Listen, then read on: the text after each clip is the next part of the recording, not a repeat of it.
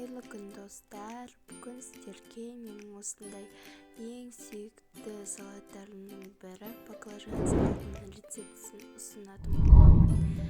Бұл салат менің отбасымның ең сүйікті салаттарының бірі. Тіпті мен өте қатты жақсы көремін.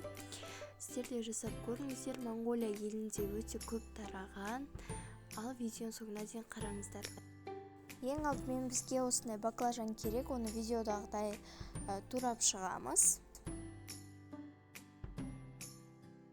Бізге кабачок керек, яғни қазақша айтқанда кәді керек.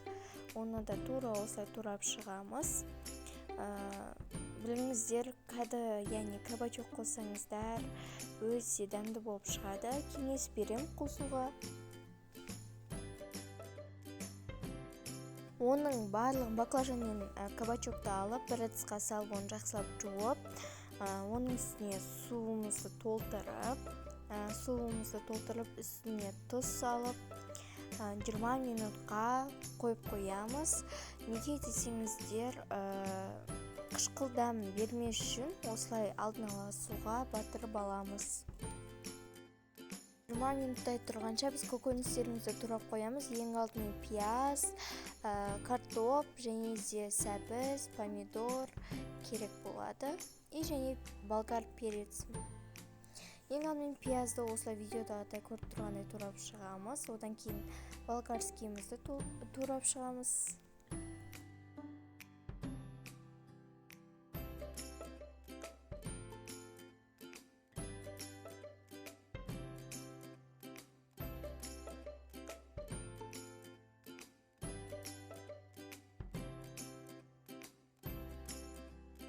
Барлығын ұсақтап турап шығамыз. Ендігі кезекте помидорымызды турап шығамыз. Помидорды тоже осындай ұсақтап турап шығуымыз керек.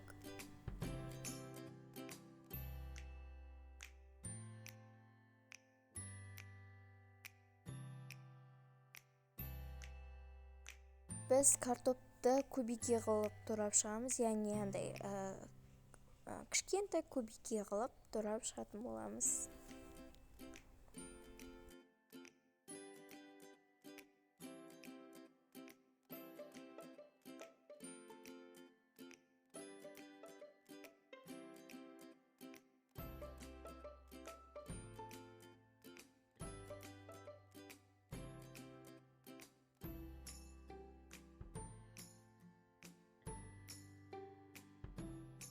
Сәбізді де картоп секілді жіңішке қылып, яғни кубикке қылып турап шығамыз.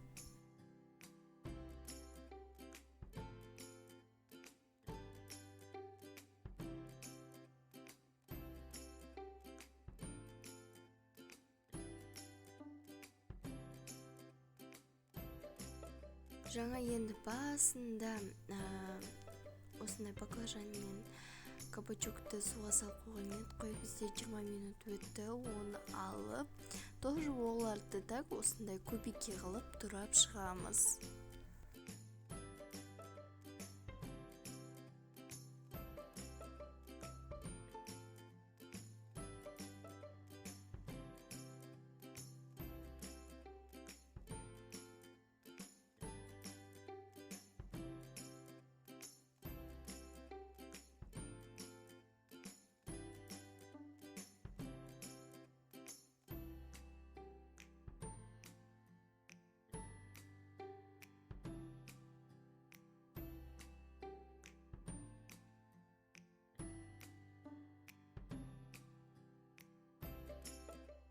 Енді барлығын турап болдық қой, енді сарымсақ, яғни чеснокты алып, оны да тоже майдалап турап шығамыз. Все, енді бізде бәрі туралып болды.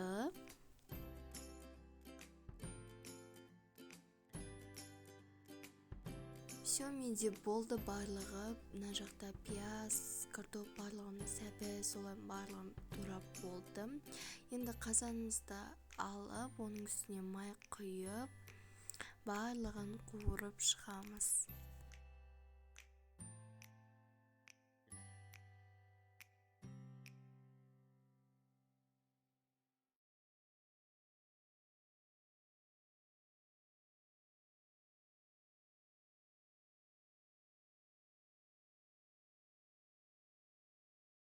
мына жерде менде помидор, яғни қызанақ, пияз, чеснок және де болгарский бар. Олардың барлығын майымызға қуырып шығамыз. Оның үстіне туралған, жаңа көбеге қылып туралған баклажанымызды саламыз және де сәбізді саламыз.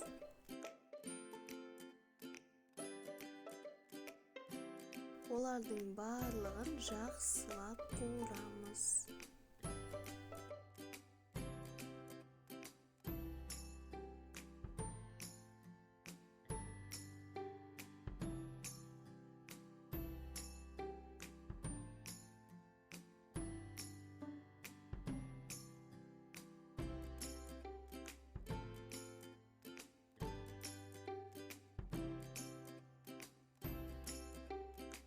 Кейін шамамен 10-15 минуттай жақсылап қуырдым. Оның үстіне майдалап туралған, яғни көбеге квадрат түрінде туралған картоп пен сәбізді салып, оларды да тоже жақсылап қуырамыз.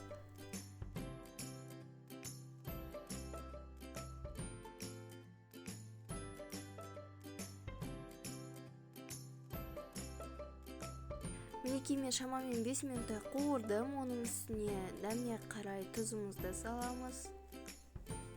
Мен мына жерде тұз салып жатырмын.